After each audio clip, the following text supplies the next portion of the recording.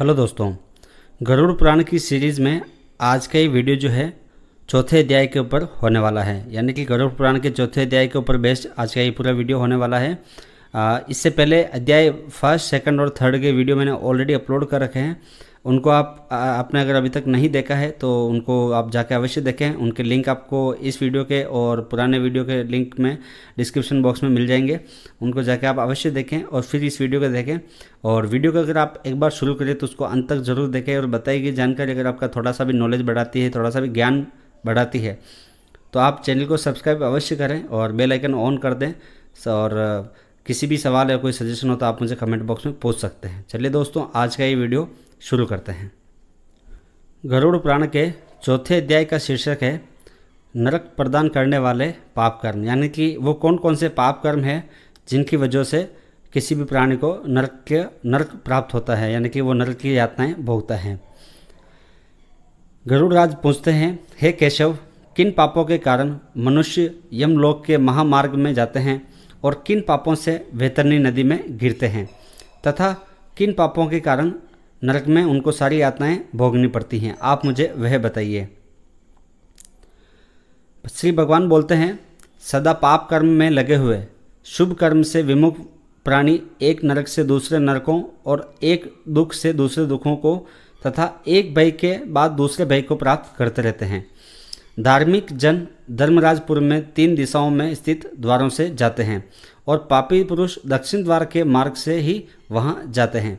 यानी कि यहाँ पे भगवान बता रहे हैं कि यमराज के वहाँ पे 4 द्वार हैं। जो धर्मराज जो धार्मिक पुण्य आत्माएँ होती है उनका प्रवेश जो है बाकी 3 मार्गों से होता है और जो पापी पुरुष होते हैं उनका जो प्रवेश है यमपुरी के अंदर वो दक्षिण मार्ग के द्वारा होता है।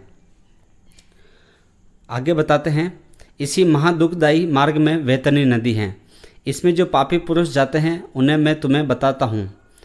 जो ब्राह्मणों की हत्या करने वाले हैं, सुरापान करने वाले हैं, गौ गाती हैं, बाल हत्यारे हैं, स्त्री की हत्या करने वाले, गर्भपात करने वाले और गुप्त रूप से पाप करने वाले हैं, जो गुरु के धन को हरण करने वाले, देवता तथा ब्राह्मण धन का हरण करने वाले, स्त्री द्रव्य व्यवहारी यानी कि दुराचारी, बाल द्रव्य व्यवहारी यानी कि बाल दुराचारी, जो ऋण लेकर उसे न लौटाने वाले, धरोहर का अपहरण करने वाले, विश्वासघात करने वाले, विषपान देकर मार डालने वाले यानी कि जहर देकर मार देने वाले, दूसरे के दोष को ग्रहण करने वाले और गुणों की प्रशंसा न करने वाले, गुणवानों के साथ डाह रखने वाले, नीचों के साथ अनुराग रखने वाले, मूढ़ व्यक्ति, सत्संगति से दूर रहने वाले, जो तीर्थों, सज्जनों, सत्कर्मों, गुरुजनों और देवताओं की निंदा करते हैं वो भी इसमें शामिल होते हैं। पुराण, वेद, मीमांसा, न्याय और वेदांतों को दूषित करने वाले, दुखी व्यक्ति को देखकर प्रसन्न होने वाले, प्रसन्न को दुख देने वाले और दुर्वचन बोलने वाले तथा सदा दूषित चित्तवृत्ति वाले लोग, ये सारे जो लोग हैं वो सभी वैतरणी नदी के मार्ग में सारे दुखों को भोगते हैं। जो हितकर वाक्य और शास्त्रीय वचनों को कभी ना सुनने वाले, अपने को सर्वश्रेष्ठ समझने वाले, घमंडी मूर्ख होते हुए अपने को विद्वान समझने वाले तथा अन्य बहुत पापों का अर्जन करने वाले अधर्मी जीव रात दिन रोते हुए यम मार्ग में जाते हैं। यमदूतों के द्वारा पीटे जाते हुए वे पापी वैतरणी की ओर जाते हैं और उसमें गिरते हैं। ऐसे उन पापियों के विषय में मैं तुम्हें और बताता हूँ। जो माता पिता, गुरु, आचार्य तथा पूज्य जनों को अपमानित करते हैं वे मनुष्य वैतरणी नदी में डूबते हैं। जो पुरुष पवित्रता, सच्चरित्र, उत्तम कुल में उत्पन्न विनय से युक्त स्त्री को द्वेषक कारण छोड़ देते हैं वे वैतरणी में गिरते हैं। जो हजारों गुणों के होने पर भी सत्पुरुषों दोष का आरोपण करते हैं और उनकी अवहेलना करते हैं वे भी वैतरणी नदी में गिरते हैं। वचन देख करके जो ब्राह्मणों को यथारूप में दान नहीं देता है और बुला करके जो व्यक्ति नहीं है ऐसा व्यक्ति भी वैतरणी नदी में गिरता है। स्वयं दी हुई वस्तु का अपहरण कर लेता है, दान देकर पश्चाताप करता है, जो दूसरे की आजीविका का हरण करता है, दान देने से रोकता है, यज्ञ का विध्वंस करता है, कथा और सत्संग को भंग करता है, क्षेत्र की सीमा का हरण कर लेता है और जो गोचर भूमि को जोतता है, यानी कि जो गोचर भूमि होती है वहाँ पे अपने खेत जोत देता है। ये सारे लोग भी वैतरणी नदी में गिरते हैं। ब्राह्मण होकर रस विक्रय करने वाला, वृषलिका पति यानी कि शूद्र स्त्री का ब्राह्मण पति, वेद प्रतिपादित यज्ञ के अतिरिक्त अपने लिए पशुओं की हत्या करने वाला, ब्रह्म कर्म से च्युत मांस भोजी, मद पीने वाला, उच्च श्रृंखल स्वभाव वाला, शास्त्र के अध्ययन रहित, वेद पढ़ने वाला शूद्र, कपिला का दूध पीने वाला, यज्ञोपवीत धारण करने वाला शूद्र, ब्राह्मणी का पति बनने वाला शूद्र, राजमहिषी के साथ अभिचार करने वाला, पराई स्त्री का अपहरण करने वाला, कन्या के साथ कामाचार की इच्छा रखने वाला, जो सतीत्व को नष्ट करने वाला है, ये सभी तथा इसी प्रकार और भी बहुत निषिद्धाचरण करने में उत्सुक तथा शास्त्र विहित कर्मों को त्यागने वाले वे मूढ़ जन वैतरणी नदी में गिरते हैं। यानी कि ये जो भी लोग ये कर्म करते हैं जो कि ऊपर बताए हैं, वो सब कर्म करने वाले लोग वैतरणी नदी में गिरते हैं और उनके सारे पापों को भोगते हैं। सभी मार्गों को पार करके पापी यम के भवन में पहुंचते हैं और पुण्य वे मूढ़ जन वैतरणी नदी में गिरते हैं। सभी पापों को पार करके सभी पापी यम के भवन में पहुंचते हैं। सभी मार्गों को पार करते हुए पापी आत्माएं यम के भवन में पहुंचते हैं। पापी प्राणी जो होते हैं वो यम के भवन में पहुंचते हैं और पुनः यम की आज्ञा से उसके दूत आकर उन्हें फिर से वैतरणी नदी में फेंक देते हैं। हे पक्षीराज, ये वैतरणी नदी सभी प्रमुख नरकों में भी सर्वाधिक कष्टप्रद है, इसलिए यमदूत पापियों को उसी वैतरणी नदी में फेंकते हैं। जिसने अपने जीवन काल में कृष्णा काली यानी कि गौ का यानी गाय का दान नहीं किया अथवा मृत्यु के पश्चात जिसके उद्देश्य से बंधुओं द्वारा कृष्णा गौ यानी कि गाय नहीं दी गई तथा जिसने अपनी अर्धदैहिक क्रिया नहीं कर ली जिसके उद्देश्य से अर्धदैहिक क्रिया नहीं की गई हो, वे वैतरणी नदी में महान दुखों का भोग करते हैं। जो झूठी गवाही देने वाले लोग हैं, धर्म पालन ढोंग करने वाले हैं, छल से धन का अर्जन करने वाले, चोरी द्वारा आजीविका चलाने वाले, अत्यधिक वृक्षों को काटने वाले, वन और वाटिकाओं को नष्ट करने वाले, व्रत और तीर्थ का परित्याग करने वाले, विधवा के शिला को नष्ट करने वाले हैं।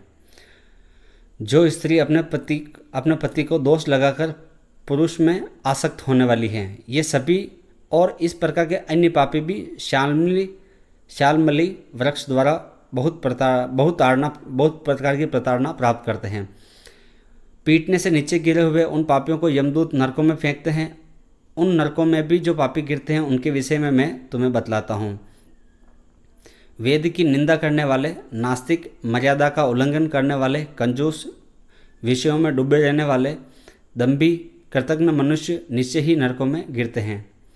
जो कुआं, तालाब, बावड़ी, देवालय तथा सार्वजनिक स्थल यानी कि धर्मशाला आदि को नष्ट करते हैं, वे भी निश्चय ही नरक में जाते हैं। स्त्रियों, छोटे बच्चों, नौकरों तथा श्रेष्ठ जनों को छोड़कर एवं पितरों और देवताओं की पूजा का परित्याग करके जो भी भोजन करते हैं वे सभी नरक में गिरते हैं। जो मंद पुरुष भगवान शिव, भगवती शक्ति, भगवान नारायण, सूर्य, गणेश, सद्गुरु और विद्वान इनकी पूजा नहीं करते वे भी नरक में जाते हैं। दासी को अपनी सैया पर आरोपित करने से ब्राह्मण अधोगति को प्राप्त होता है और शूद्रों में संतान उत्पन्न करने पर वह ब्राह्मण से ही च्युत हो जाता है। वह ब्राह्मण दम कभी भी नमस्कार के योग्य नहीं होता है।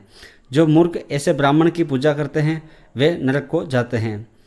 दूसरों के कलह से प्रसन्न होने वाले जो मनुष्य ब्राह्मणों के कलह तथा गौओं की लड़ाइयों को नहीं रुकवाते अथवा उनका समर्थन करते हैं और बढ़ावा देते हैं, वे अवश्य ही नरक में जाते हैं। जिसका कोई दूसरा शरण नहीं है, ऐसी पतिपरायण स्त्री के ऋतुकालिक देश वशा उपेक्षा करने वाले निश्चित ही नरकगामी होते हैं। जो कामांध पुरुष राज्य स्वला स्त्री से गमन करते हैं अथवा पर्व के दिनों, अमावस्या, पूर्णिमा आदि में, जल में, दिन में तथा श्राद्ध के दिनों में कामुक होकर स्त्री संग करते हैं, वे भी नरक को जाते हैं। यानी कि वो व्यक्ति जो अमावस्या, पूर्णिमा और श्राद्ध के दिनों में जो भी कामुक होकर स्त्री का संग करते हैं वे भी नरक के अंदर जाते हैं।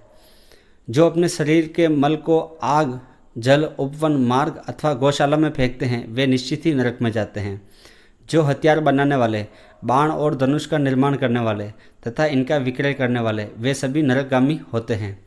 चमड़ा बेचने वाले वैश्य, केस यानी योनि का विक्रय करने वाली स्त्रियां तथा विष का विक्रय करने वाले ये सभी लोग भी नरक में जाते हैं। यानी कि जो भी चमड़ा बेचता है, जो वेश्यावृत्ति करता है, जो जहर बेचता है, ये सभी लोग भी नरक में जाते हैं। जो अनाथ के ऊपर कृपा नहीं करते, सत्पुरुषों से द्वेष करते हैं और निरपराध को दंड देते हैं वे नरक को जाते हैं। आशा लगाकर घर पर आए हुए ब्राह्मणों और याचकों को भोजन के बने रहने पर भी जो भोजन नहीं कराते वे निश्चित ही नरक को प्राप्त करते हैं। जो सभी प्राणियों में विश्वास नहीं करते और उन पर दया नहीं करते तथा जो सभी प्राणियों के प्रति कुटिलता का व्यवहार करते हैं वे निश्चित ही नरक को प्राप्त होते हैं। जो अजितेंद्रिय पुरुष नियमों को स्वीकार करके बाद में उन्हें त्याग दे वे भी नरक को जाते हैं। जो अध्यात्म विद्या प्राप्त करने वाले गुरु को गुरु नहीं मानते, जो पुराण वक्तों को पुराण वक्ता नहीं मानते वे नरक में निश्चित रूप से जाते हैं। जो व्यक्ति मित्र से द्रोह करते हैं, जो व्यक्तियों की आपसी प्रीति का भेदन करते हैं तथा जो दूसरे की आशा को नष्ट करते हैं वे भी निश्चय ही नरक में जाते हैं। विवाह को भंग करने वाले, देव यात्रा में विघ्न करने वाले तथा तीर्थ यात्रियों को लूटने वाले घोर नरक में जाते हैं और घोर नरकों का उनको वास करना पड़ता है। जो महापापी घर, गांव तथा जंगल में आग लगाता है, यमदूत उसे ले जाकर अग्निकुंडों में पकाते हैं। इस अग्नि से जले हुए अंग वाला वह पापी जब छाया की याचना करता है तो यमदूत उसे 80 पत्र नामक वन में ले जाते हैं, जहां तलवार के समान तीक्ष्ण पत्तों से उसके अंग जब कट जाते हैं तब यमदूत उससे कहते हैं कि रे पापी, सभी योनियों में घूमते हुए अब तू जीव सो के देख। मनुष्य योनि को प्राप्त करते हैं और मनुष्य योनि में व्याकुल नरक से आए हुए की इच्छा से चांडाल के घर में जन्म लेते हैं। दूतों द्वारा उसे खोलता हुआ तेल पीने के लिए दे दिया जाता है। पाप चिन्हों से वे पानी पियो और अन्न खाओ, ऐसा उस समय उंगली द्वारा हो जाता है। कोई जन्म से अंधे होते हैं और कोई महारोग से ही विस्तृत होते हैं, आंतें जल जाती हैं। इस प्रकार पुरुष और वे स्त्री में गिरने पड़ने चिन्ह दिखाई पड़ते हैं। इसी प्रकार पुण्य उठकर अत्यंत के साथ की गरुड़ पुराण का भांति प्रलाप चौथा अध्याय है वो विवश होकर समाप्त होता है। ऊर्ध्व सांस लेते हुए चौथे अध्याय के सारांश में बात करें तो इसमें मुख्य रूप से इस प्रकार कर्म पापियों की बहुत सी कर्मों के बारे में बताया गया है, जिन कर्मों को करने से क्या आवश्यकता, इनके संबंध में सभी शास्त्रों में यातना दी जाती है। इस प्रकार हजारों बताए गए हैं उन सब का नारकीय यातनाओं को पुण्य स्मरण पहले और इन बातों पर ध्यान रखें, घोर नरकों में पकते रहते हैं। अब उस पाप का कुछ ही दिनों में यानी कि 1 या 2 दिन में 5वें अध्याय का वीडियो भी अपलोड हो जाएगा पृथ्वी पर। हो सकता हो आपको ये वीडियो थोड़ा सा समझ में कम आया हो क्योंकि ये मूल पुस्तक से मैं इसको पढ़ के बना रहा हूँ, तो आप चाहो तो पुनः इसको एक बार और देख सकते हैं ताकि आपको ये वीडियो एक बार वापस समझ में आ जाए। बाकी मुख्य रूप से इस वीडियो में कर्मों के बारे में और उन कर्मों से मिलने वाले पापों के बारे में बताया गया है। आज का वीडियो कैसा लगा आप मुझे कमेंट बॉक्स में अवश्य बताएं और इससे पहले वाले जो 3 वीडियो है उनको भी आप जाके अवश्य देखें, चैनल पे भी अवेलेबल है और इस वीडियो के डिस्क्रिप्शन में भी उनका लिंक मिल जाएगा। और कोई भी सवाल हो, सजेशन हो तो भी आप मुझे पूछें और तब तक के लिए अपना ध्यान रखें। तब तक के लिए हर हर महादेव।